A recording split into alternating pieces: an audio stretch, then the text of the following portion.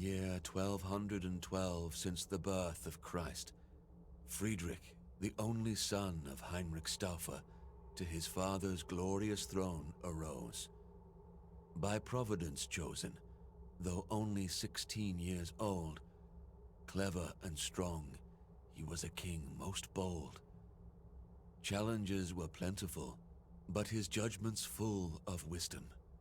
Soon many a vassal, duke, or lord swore fealty to his kingdom. Monarch Roger, a patron to the erudite and all the wise men, every scholar, no matter the faith, was welcomed to his realm.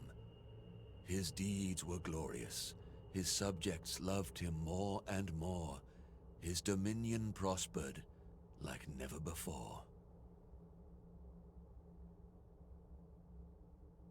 Soon the rumors were spread from the east to the west about Roger, the ruler of Christians, by God himself blessed. This praise reached Pope Gregory, but he froze, irked by hearing of another man as one God chose. Gregory's envy would lead to consequences most dire. No living soul could save Friedrich from his ire. With excommunication being his only other fate, Roger rode to Palestine on a crusade to save his state. Even with his most trusted knights, a dangerous proposition. Journey long, perilous and exhausting, a truly risky mission. Many a good man dead due to illness or fatigue.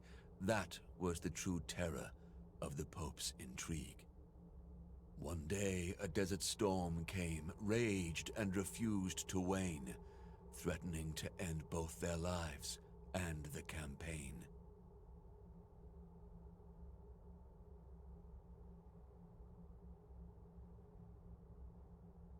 It seemed that for the Emperor's army all hope was lost. Sentries were ordered to find shelter, no matter the cost. At the last moment, the group's scouts spotted a cave. Though ominous and sinister, they must choose to be brave. Roger's men entered the grotto with uneasy feel, making camp in surroundings that were most unreal. Days went by, the storm unwavering, no sign it would clear. Friedrich and his chosen explored their shelter without fear.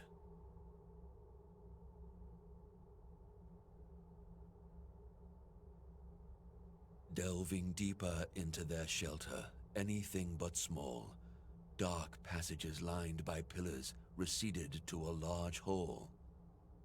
Friedrich and his company were men loyal and seasoned, but in their hearts was dread which could not be reasoned. Architecture meant not for living men, vast and bold, perhaps chiseled by some mysterious giants of old. Distracted from his reverie by a glimmer of light, Roger saw a part of metal buried in the sand upright.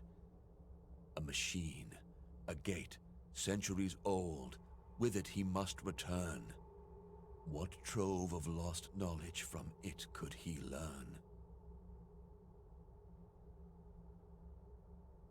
Friedrich, albeit short on time, researched that device.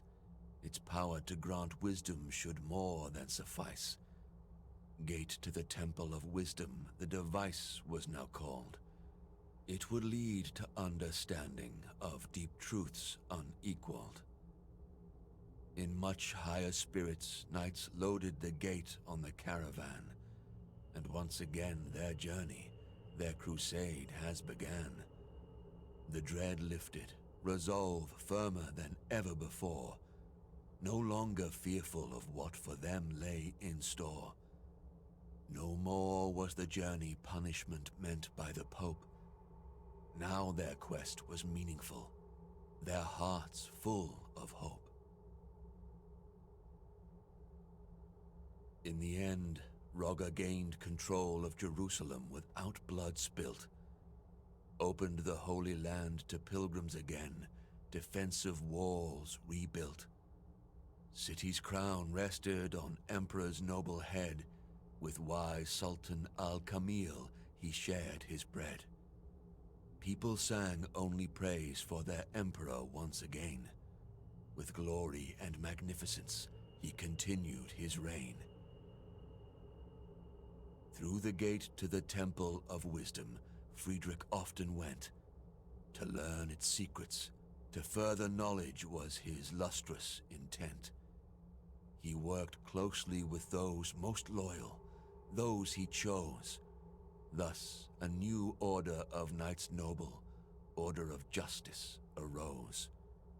Emperor Friedrich, always at their point, titled Grand Master, felt he did enough to sate Pope's anger, averted disaster.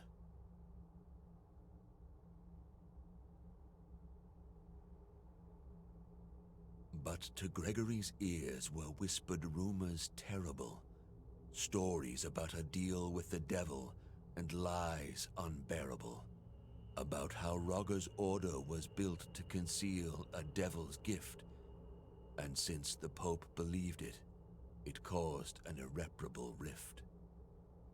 Not long before the Emperor was excommunicated, by all the people of faith, he was to be isolated. Residents of Jerusalem who just a year ago called him their savior, now cast him out, the Pope to blame for this behavior. The Emperor by this iniquity was aback taken. All the Pope's intrigues left him quite shaken. When he finally retreated to Italy and his throne, he lived for his order of justice and his land alone.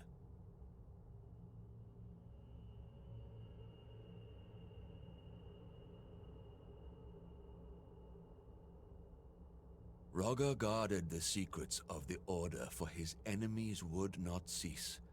Wanted the gate more than secure, no longer believing in peace. A plan born both from his genial mind and godly inspiration. To build a fortress for the order, to be held in awe by the whole nation. To the castle's construction, he devoted his life. 8 massive walls to survive any strife. 8 watchtowers with windows peering over the countryside. Eternally guarded by 8 men most loyal and eagle-eyed. 8 sides to the courtyard for the men to meet and rest. In the middle of it all, an 8-sided podium protected best. On this podium, the gate to the Temple of Wisdom was erected. By all the knights, not to be worshipped, but to be respected.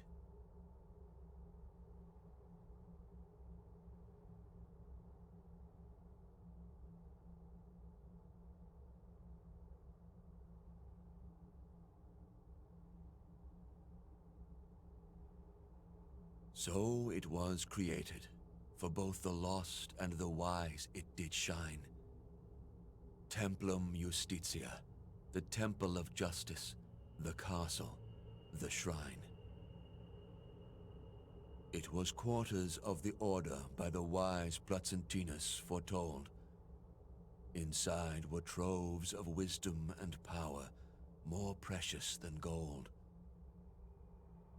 Even for the wise and powerful flies the time. Men became old, children rose to their prime. After the death of Roger, Grand Master first, others came, best of the order, in wisdom versed. One after another silent, hidden, but each of virtue measure, the gate to the Temple of Wisdom, always their treasure. Generation after generation, the secret was keeping, wealth and wisdom gaining, never relenting, never sleeping. but the year 1465 after Christ came. And for the order of justice, the world was never the same.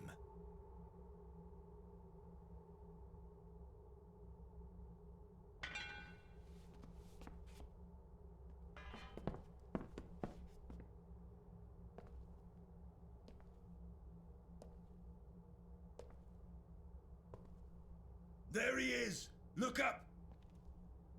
In the window, across the room!